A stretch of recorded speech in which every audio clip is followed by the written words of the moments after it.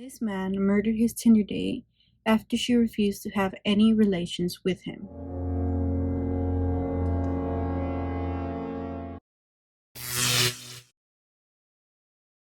Hi everybody, welcome to my channel once again. This case just demonstrates how an app can cost your life. Without further ado, let's talk about true crime on my mind. Francia Ibarra was born on January 20th, 1991. She was born in León, Guanajuato, and she was described as centered and timid. She decided to follow in her father's footsteps and become a teacher. In the year 2016, at only 25 years old, Francia starts to use the Tinder app. She wanted to meet someone through the Tinder app since she was a timid person, and it made it easier for her to interact with someone through there. There she met Emmanuel Denali Valdez Bocanegra.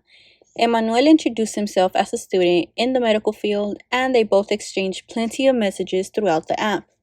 After some time talking, they decided it would be best to add each other on Facebook and talk more through there. After a few weeks of adding each other on Facebook and getting to know each other a little more, they decided it was time for them to meet in person. Francia's parents mentioned that their daughter was probably attracted to him for the fact that he was a student just like her. Francia would mention to her parents that Emmanuel was a reserved and timid person. Francia looked happy, so her parents decided that they wanted to meet this Emmanuel guy to make sure he passed the parent check, since they did not have any trust in him, since they met online. But Francia would always make up the same excuse that Emmanuel was so shy that he was afraid to go to her house and talk to her parents. The parents decided to respect Emmanuel's decision, even though they did not like that response. Francia's life had everything she wanted: a loving boyfriend, her studies, and her loving family. Until one day, Francia was not seen again. On December 3rd, 2016, Francia's mother dropped off her daughter at 8 a.m. in front of the University of Guanajuato in the language school building. Francia would finish her classes at around 1 that afternoon. She texted her mother saying she will be with her boyfriend a few hours and that she would arrive home at around 4 or 5 that same afternoon. Her mother said, "Okay, that's fine." But when the time came for Francia to arrive home, there was no sign of her. So Francia's mother decided to call and text her daughter, but her daughter never responded. Francia's mother was worried, so she decided to alert her husband, and he started to call and text his daughter, but there was still no response from Francia.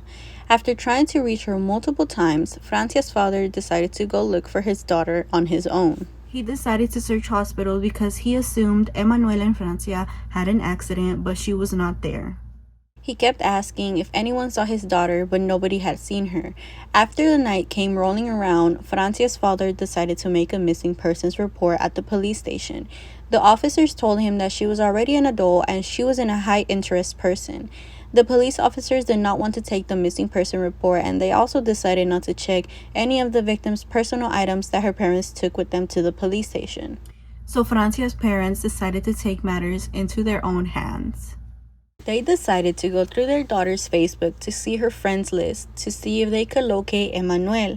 Not only did they find Emmanuel's profile, but they also found his father's profile, Ricardo Valdez. Ricardo was a chemical engineer and taught at a university. They saw that there was an address on the profile, so they decided to do more digging, and they found Emmanuel's address to go talk to him. With this information, they decided to send a message out to Ricardo to see if he could help and reach out to his son Emmanuel. The next day, Arturo decided to go to Ricardo's home to ask him questions about Emmanuel and if he knew anything about their daughter. Ricardo said he did not know that Emmanuel was dating and he had not seen his son for a while, and he hasn't heard from his son in days. So Francia's parents asked him if he could reach out to Emmanuel, but Ricardo's response was, quote, "This week I am very busy, give me a few days and I will reach out to him." But Arturo did not like this response, since he felt like that was a cold and uninterested response. Ricardo then did not help Francia's family out anymore. Instead, he hired a lawyer and went to police to file a missing persons case regarding his own son Emmanuel, and the police officers accepted that report. Francia's family and friends looked everywhere for Francia, but there was no luck. They would even post missing persons flyers as well as posting on Facebook, and they did not give up. Arturo would even go around Emmanuel's apartment complex and place the flyers of Francia there. That's when he stumbled upon the guard from the apartment complex, and the guard would mention to Arturo that he saw Francia enter Emmanuel's apartment on December 4th, but he never saw her leave. Arturo then told investigators the same information, but it was until December 10th that they would conduct a search in Emmanuel's apartment. Then they found Francia's remains in a bag filled with caustic soda and acid.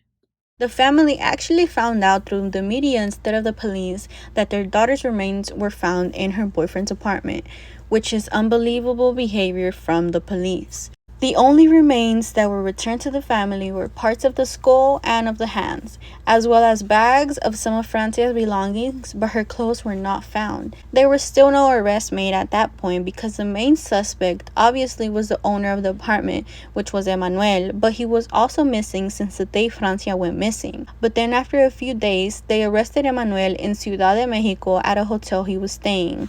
It was said that Emmanuel used sharp objects to dismember her body, and he tried to get rid of the evidence by putting acid on her. Her parents mentioned that if they did not push the police to search Emmanuel's apartment, there would have been no evidence anymore. Although police were horrible from the beginning, the mistreatment they had with Francia's family could have been avoided if they accepted the police report from the beginning. But it actually took 3 years for it to go to trial in the year 2020. Where Emmanuel was found guilty and sentenced to 60 years in prison. I also want to mention that Emmanuel's father, Ricardo, was a chemist, so it was suspected that Ricardo was helping Emmanuel cover the evidence. So let me know what you think about this case.